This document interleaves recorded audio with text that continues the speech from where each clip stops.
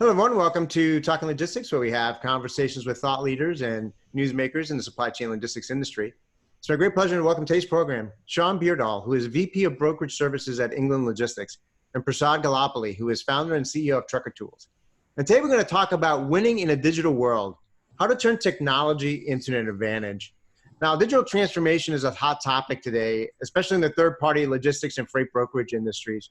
You know, technology is becoming a much larger and more important piece of the overall puzzle as service providers look to differentiate themselves in the marketplace and to, drive profitable growth.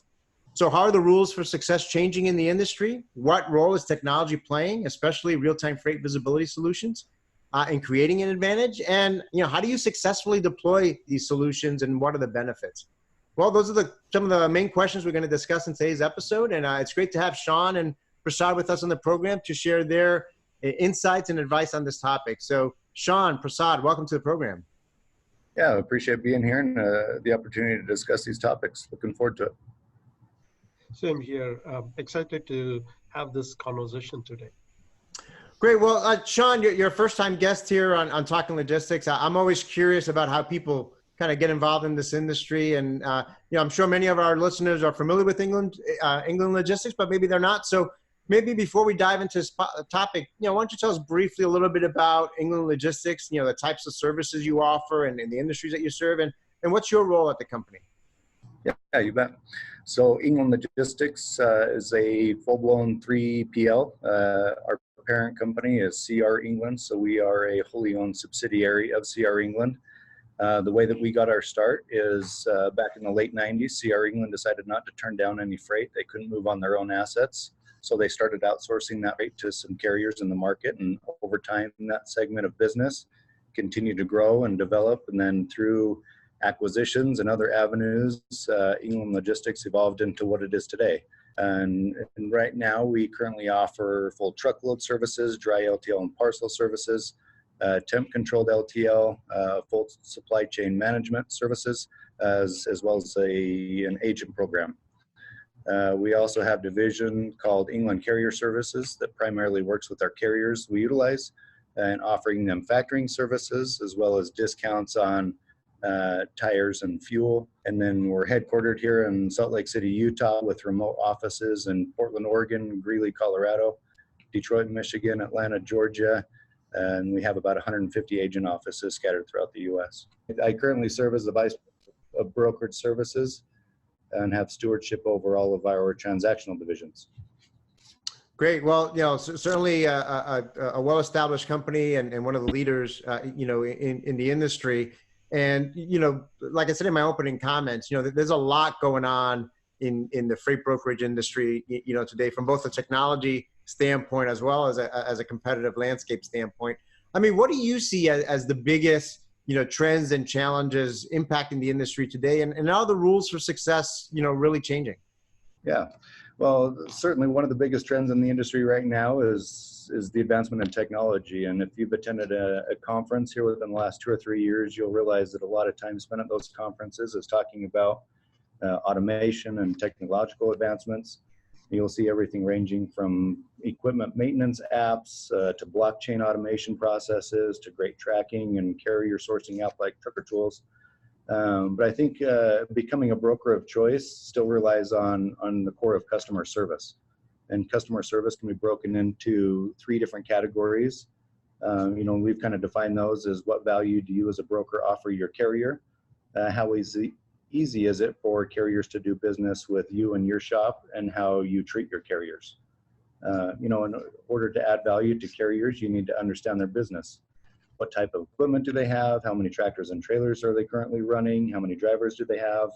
Where their drivers are domiciled so that you can help them get them through the house more frequently, what their lane preference is, and all this can be identified through regular QBRs that you have with the carriers that you utilize. And then how easy is it for carriers to do business with you and your team?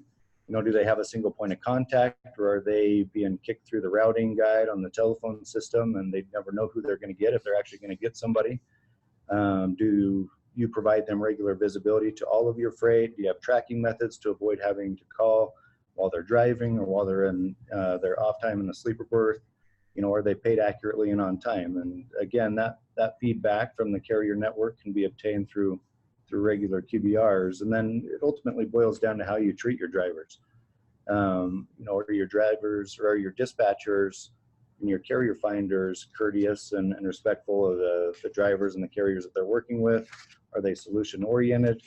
Do we pay them attention even though we might not be able to collect attention from the customers? And just that kind of stuff makes the world of difference to the carriers. And I think becoming a broker of choice is heavily reliant on some of those categories. Yeah, it's great. We talk a lot about, a lot of times we talk a lot about being a shipper of choice, and there's so much been written and talked about that. But I love this, broker of choice, because there is that analog, right, in terms of, the carrier side of things, and how do you make sure that, part of your value proposition to the shippers is ultimately dependent on being able to provide, a large and trusted network of carriers, and how do you have those carriers, want to work with you and be a source of capacity for your customers, for your shipper customers. So I think it's interesting to kind of provide that other perspective.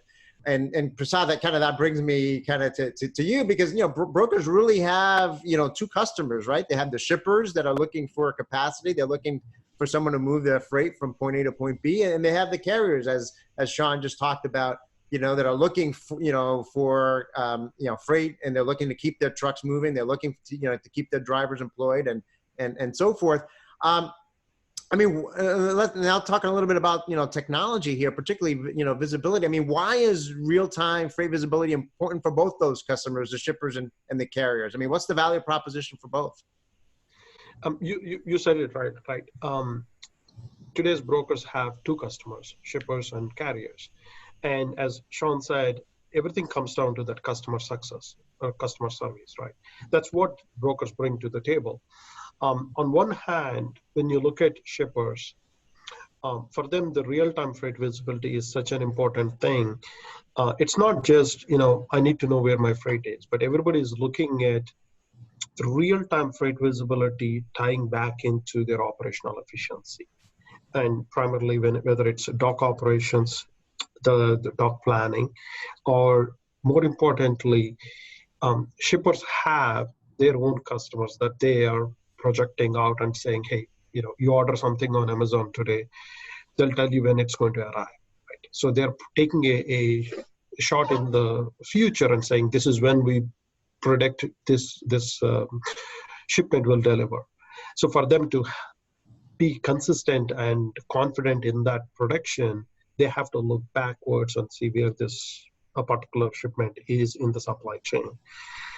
So the visibility is such a profound thing, or an underlying piece for shippers. And there are two parts to that. Visibility meaning where the load is at this point, right? Or near to this time, maybe 5 minutes ago, 15 minutes ago, is very important for that. And on the flip side, or on the carrier side, for the brokers, we're living in a world where are you now? The check call. I think it is definitely the history of the whole visibility at this point. Because, if we're still having to call the carrier and ask him where he is, we're not really taking advantage of the technology service. Moreover, we're reliant on a piece of information that either could be true or false. I'm not saying, every driver lies about it, right? Actually, most of the drivers don't. But you got, few lies that would question the data of, whether it's true or false. And two, that real-time information, if you call someone every hour, right, updating that takes a lot of cost. It's, as Shaun mentioned earlier, in terms of automation, this is an important aspect of automation. You can't hire people in a brokerage today and say, hey, I'm going to put you on the phone and all your job is to call these carriers every hour and ask them where they are. That conversation is not going to be good with the employees. So having an automated solution for carriers is important. Now, on the carrier side, the challenge is a little different, because it's not here is a software that can work for every carrier under the sun. Because you got, on one hand, large carriers, and other hand, owner-operator small carriers. Everybody comes with their own preference. So having a wide variety of solutions that appeal to carrier is important, because otherwise brokers will be trying to put a square plug in a round hole. So they have competing challenges. Brokers today have competing challenges on both sides to keep both parties happy. You know, there's a lot of great points. I know that's one of the things I hear a lot about, you know, particularly from brokers, you know, this whole challenge of making check calls. You know, are you there yet? Are you there? How far away are you? And, you know, they're on one hand, you know, talking to the carrier or the driver, and the other hand talking to the customer, you know, kind of doing this. And it's, you know, I never really thought about it from the employee that has to do that. But if you think about, you know, hiring, you know, millennials, or actually we're now into Generation Z, right? So if you're hiring folks, it's like, you know, that's going to be your job. It's going to be to kind of have two phones. And I don't think that's going to be, you know, something that a lot of folks are going to want to be doing day in and day out. And certainly the technology today is helping to kind of overcome some of those, you know, inefficiencies, as you just talked about. So Shaun, back to you. I mean, you know, tell us a little bit about your journey and experience around, you know, freight visibility. I mean, what was the value proposition for England Logistics? Was it a little bit about what, you know, Prasad was talking about, kind of moving away from these, you know, checking calls, and what factors ultimately led you to select Trucker Tools as a partner? Yeah, great question. So over the years, our journey's been a little bit, maybe not unique, but a little bit different than what we had anticipated. We've had some customers come to us and mandate that we use a track and trace or a visibility tool, that they determine what that platform is. And we've had other customers, you know, just require that we provide them some type of track and trace visibility, and they're pretty indifferent to what platform we utilize. And so the value proposition for England Logistics has always been twofold, right? Provide that visibility to our customers as they need it and as they have come to expect it.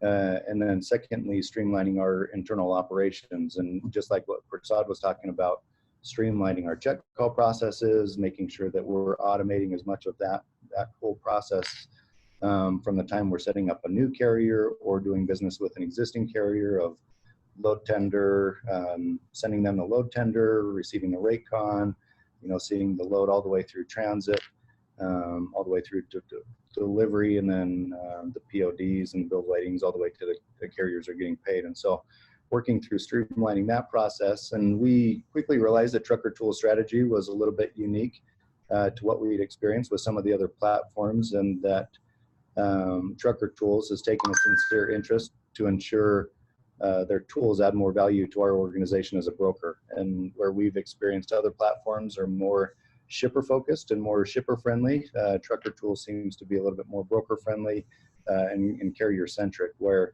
they're constantly soliciting feedback from their customers or those utilizing the platform, as well as the carriers that have experience in working with it. And Trucker Tools has always been nimble enough to act quickly on the feedback and make necessary enhancements to make the tool work for us as brokers, to enhance that relationship with our carriers, as well as provide that visibility and that technological advancement to our shippers. Great. You know, I like the fact that you brought in, you know, two examples there in terms of, you know, what drove this. You know, the one hand is from a kind of customer experience or customer satisfaction standpoint, right? Your customers, your shipper customers are asking for this, right? And they're looking for that visibility, as Prasad talked about, to help drive, you know, actionable intelligence within the organizations. But secondly, then it's also the operational efficiencies that it could drive, you know, internally for you. And then third, I guess, is also kind of from the carrier standpoint, you know, the carrier, you know, the focus on the brokerage operations and you know, the carrier relationship, the carrier onboarding aspect of it as well. So, you know, those three components certainly are something that I hear a lot from brokers as well, in terms of, you know, what's driving some of this demand for freight visibility and what they look for in a solution. You know, Prasad, going back to you now, I mean, you mentioned this a little bit about, you know, try not to fit a, you know, square peg in a round hole. And there's certainly a lot of visibility, you know, solutions out there available in the market, including, you know, so-called, you know, app-based and then app-less, you know, solutions. I mean, what are the main differences of you know, between these types of solutions, and ultimately, you know, what factors should they consider when evaluating solutions? Definitely right. Yes. So you can take the whole software today in or options out there and put them into app-based tracking and app-less tracking. And I would go one step higher and say all of this can be broken into two sides of visibility. One is the technology that actually gets you the data of where the truck is, and the technology that takes all of this and aggregates and puts it in front of a shipper or a broker system. Now, when you look at the first part, the technology that gets you where the truck is, that's broken into app-less and app-based.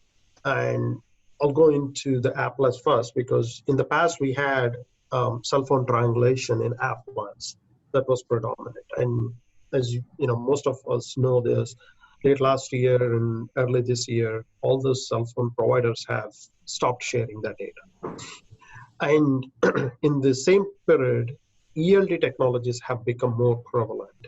So in app-less technology, the predominant player today is an ELD-based solution that basically is getting the location of where the truck is from the ELD device. And on the app-based solution, there are two categories primarily. Most of the players that used to do the cell phone triangulation in the past, when the technology went defunct, they moved that to an app-based tracking. And that's primarily an app that only has tracking in it. It doesn't do much for the driver, but it's just the tracking app. And then the more appealing to the driver side is an app-based tracking that provides a lot of value to the driver. So the driver has a reason to use the app even before he picks up your load. Now, when you look at these three categories, ELD and app-based tracking versus a all-in-one app-based tracking, in this category, the first thing that we should look at is a carrier or a driver acceptance. Because when you talk about a technology that provides where the truck is, where the load is, carrier acceptance is such a big part. If you have a technology that carriers typically resist, then the whole purpose is defeated in the first place. So carrier experience, carrier acceptance is part of it. Typically, when people look at ELD, their main inclination towards ELD is, I don't want to deal with the driver. Drivers is opposed to downloading an app, so I'm going to go with an ELD. On the surface, that is an amazing thought, because it eliminates the conversation you would have to have with the driver. However, if you look at ELD, you have to look at it in the eyes of large carriers versus small carriers. ELD typically works very well for large carriers, because those carriers, they don't want to give you information from, driver's information for a lot of small, all their drivers. They'll say, you know what, I'm going to share you this information. Plus, they also have systems in place that can strip down the information to only a location information and can push that to you. When I talk about large carriers, 100 trucks or more. But when you talk about carriers that are smaller, medium-sized carriers, that is one segment where you have quite a few ELD players. The last we checked, there were over 200 ELD service providers. And two, small carriers, when you come to the small carrier side, they have a lot of resistance or unknown in ELDs. They have to jump through a bunch of hoops to give you permission. And in their mind, they're thinking, if I have to give you permission, have to jump through a bunch of hoops to give you permission, who else are you sharing this data with? How hard would it be for me to pull the plug on that permission? That unknown, more importantly, they still think that you're going to share that ELD data with their insurance provider, and they're always worried about that unknown, right? And how long are you going to track me? Are you going to track me only for that load or beyond? So there is a lot of resistance. So typically it takes about 3 to 6 months to onboard a small carrier on ELD. And when you go into the app-based tracking, predominantly the small carriers prefer an app-based solution as opposed to large carriers, because they know a small carrier can quickly look at the solution and say, if I don't trust you, I can pull the plug, I just delete that app. They are in control when it comes to that. In that app-based solution, there are typically two types: the app, or a tracking-only app versus all-in-one. When you're asking a driver to download a tracking-only app, there are no two sides to it. The driver knows it's only doing tracking. So the value after he downloads the app is very minimal, which leads into a lot of resistance from the driver. But more importantly, driver has to download a bunch of apps to do different things on a own, which creates that app overload and app frustration, right? Whereas if you have a solution that does more than tracking, typically if the app can do a lot of things such as help the driver with cheapest fuel, service centers, truck washes, it's more appealing to these drivers. So instead of, my suggestion is it's not one size fits all. Based on the carrier that you're dealing with, you need to pick the technology that helps. And more importantly, you can't really avoid drivers or the conversation with the drivers completely, because there is a technology that actually drivers like. And instead of avoiding them, make them part of the solution. Well, that's a lot of great points there, Prasad, and I think you provided a lot of great, information, at least food for thought, in terms of trying to understand the landscape out there and some of those different factors that companies ought to be thinking about, because there are considerations, obviously, particularly from the carrier side and the driver side, that's important to to think about. So that brings me back, to you, Shaun. I mean, can you share a little bit about your, what benefits you've achieved today? Maybe talk a little bit about how you went about deploying or bringing the carriers you work with on board with trucker tools. I mean, what are some of the benefits? What was that experience, like? Yeah, we've been able to provide the visibility our customers expect and do so in a seamless manner. We've been able to modify that visibility to accommodate the variety of ways that customers prefer. For example, one of our customers likes us to send them updates and tracking updates on all their shipments, twice a day. Another customer just prefers to log into the platform and track it themselves. And so we're committed to continually working on streamlining internal operations while enhancing the carrier experience. And in so doing, we've found that it just is more of an educational type process to help drive that adoption, right? And an education process both on our internal truck finders, we call them capacity managers, but then just to translate that into an education process for the carriers or the actual drivers themselves of what the actual app will do, how it will help them streamline their business, how it will help us streamline communication with them a little bit more, what it means in terms of them as far as turnaround time on, paperwork and documentation, what it equates to and days to pay, and truly just showing the value add. But we found that more than anything, it's just a simple education. And if you take the time to educate your internal folks as to how this will enhance their job, enhance their ability to perform their job functions, and then in turn educate the drivers on similar items, right, of how this will help them streamline their own business and what it means to them, then that's where I think we've seen adoption really take off.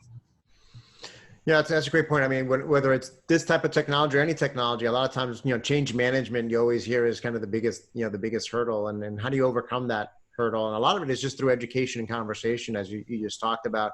And a lot of times they say, well, what's in it for me, right? What's in it for me from an internal perspective, right? Because that person may be used to, hey, I'm really good at those two phones, right? Or I'm really good with the spreadsheet. Or I'm really good, however they've been doing it for X number of years, and they feel like they've got a well-oiled machine there, where in fact, it's not, or this technology can be an improvement, over what they're doing, but really educating them and understanding why you're doing it. And the same thing from the carrier standpoint, which I think is even even more important to kind of bring that, have that conversation, and kind of, because their point is, what's in it for me, right? I can probably see what's in it for you, Mr. Broker, but what's in it for me, right? And being able to kind of highlight, the benefits that they will accrue as a result of collaborating on this type of partnership, I think is key. So just to build upon that, Prasad, I mean, when it comes to, deploying real-time freight visibility, obviously you've worked with a number of customers in this area. I mean, what are some leading practices do you see out there in terms of rolling, this out? Do customers typically, start small, maybe work with a handful of carriers and maybe on some shipper accounts and see how it goes, to then get that buy-in or help with that education process? I mean, what do you see there? So the biggest thing that we are seeing today is, customers like Shaun's company, England Logistics and others, when they came to us, they were using other technologies as well. But they were also looking at us as another option for the carriers. So, going back to my previous comment, successful brokers look at a visibility technology as not just one platform. They look at any platform that has multiple options for the carriers, or have multiple options for the carriers to get that carrier buy-in, is what the core part is. They usually take, our goal is, let's say they start at 30% compliance today. They'll say, my goal is to get to 50%.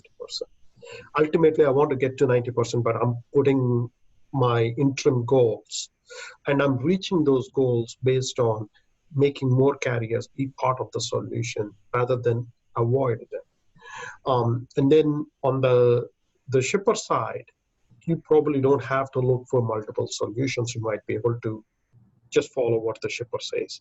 So starting small, having interim goals month over month, but more importantly, see those goals exceed every month is what the best practices that we have seen. And in the process, successful companies like Shaun's company, they make the vendor be part of the solution. They challenge the vendor and say, hey, we're at this level in our compliance. We need to reach here. What are certain good practices that we could follow? How do you, what are certain things that you're suggesting? What are you doing to include carriers as part of this solution? Right? So then you're sharing the onus with the vendor, if anything. Getting there to, today, every broker, at least with some of the major shippers, have to get to that 90% compliance. Some of them are still making check calls to get to that 90. But in order to reach that 90 successful, a very successful path that we have seen with good customers is make your vendor, software vendor who is providing the service, part of the solution there to get to. Yeah, no, I think you bring up something that I know we've been talking a lot about here over the past couple of years, is kind of the role that leading companies, whether they're a 3PL, a brokerage company, or they're a shipper, they're looking at their technology providers less as a vendor and more as a partner to achieve their whatever goals that they're trying to achieve. And I think this is a great example of that, particularly when you've got that education process that needs to take place, particularly when you've got that experience, particularly when, as you mentioned there, there's a lot of different, avenues to get that visibility. How do you make it as easy and streamlined as possible for those carriers to onboard and be able to participate in the overall process. So Shaun, Prasad, but we're running short on time here, so I'm just going to go right to my last question. Maybe Shaun, I'll ask you first, and then Prasad, you can add to it. As a way to wrap up, I mean, when it comes to providing accurate end-to-end real-time freight visibility, to your customer, what is the biggest lesson learned or advice that you can give to other companies that might be just starting out on this journey? Yeah, I think one of the things that we've learned is you can be the driver of technology, right? Where you don't always have to wait for your customers to come to you and have them ask you for a solution or ask you for visibility to their freight. You can be a solutionist, and that's what we as brokers need to do, is be solutionists to problems that shippers and that carriers and drivers have, and hopefully we can be solutionists to problems that they didn't even know they had. And that's where we can become even more valuable to them. And advice to those just starting the journey is seek out third-party vendors or third-party providers that are just as interested in your success as you are, right? And one of the things we love about Trucker Tools is Prasad. I mean, you won't meet a more passionate, dedicated guy to his craft than Prasad. And partners like Trucker Tools seek, your feedback, are always willing and able to act on that feedback and can show a proven track record of their ability to adapt and overcome challenges and help you not only implement and deploy the tool within your organization, but then regularly check in and make sure that you're getting the most out of it, right? We've We've all had experiences with vendors that as soon as you get on board with their platform and you cut them the first check, you don't hear from them until it's ready to do another software upgrade, right? And then they're back asking for more money and just coaching you and telling you that you need to upgrade to the newest version. But find a partner that's truly interested and invested in the success of your organization. That's a great point. I talked earlier about the importance of customer experience and how that was a driving force for you, Shaun, in terms of the visibility piece of it. But I think it is competing on customer experience is something that is happening among software and technology companies as well, right? Providing that customer experience to their customers, differentiating on that dimension is becoming more and more important as well. Prasad, final thoughts? Sure, thanks. As Shaun said, don't wait for your shipper to come to you. And on that same thought, a lot of times brokers out there still believe that they have to take what the shipper gives them or what technology the shipper tells them to use for visibility, and they have to make it better. It's like you're taking shipper software and pushing it down the throat for carriers. Don't do that. There are technologies that can help you get a higher compliance and that are appealing to carriers. Find the technology that your carriers like and try to bridge these two technologies together, because today's world, all technologies talk to each other. So you don't have to use the same technology that your shipper uses. A lot of confusion in that. The second area is don't wait for technologies to mature even further. We are in 2019. Technologies have already matured very well, and they'll continue to evolve. If anything, ask your vendor what is the roadmap they have. But adapt to technology today, because if you don't get on the ship right now or on this platform right now, and you are thinking it's going to change into something else so that I can catch on later on, guess what? Your competition, the other brokers are already adapting to technology. And they're influencing this technology to grow in a direction that it helps their business. So now when you go to a shipper and you're talking to the shipper, you're few steps behind your competition. So don't wait for the technology to be perfect.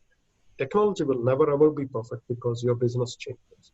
Catch on to it and make it perfect for you by pushing the vendor to follow your needs.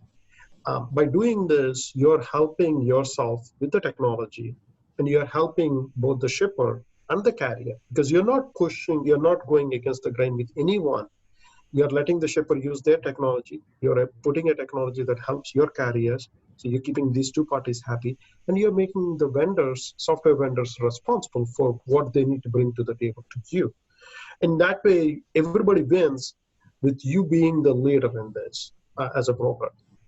And that's what successful brokers do. And that's what if there is a broker out there who's still on the fence with these technologies, go ahead.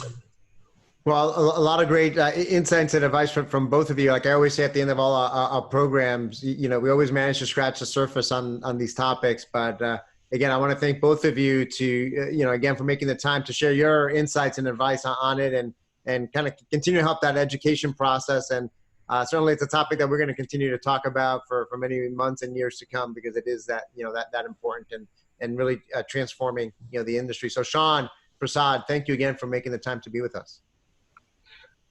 Thank you. Yeah, thank you. Appreciate the time. Great. I want to thank those of you that joined us today. If you're watching this program on demand, either at the Talking Logistics website or on the Trucking Tools website, and you've got a question for Shaun or Prasad, you can post it there, and I'm sure either of them will be happy to respond via that medium. Again, thank you for joining us, and look forward to seeing you in a future episode of Talking Logistics. Have a great day.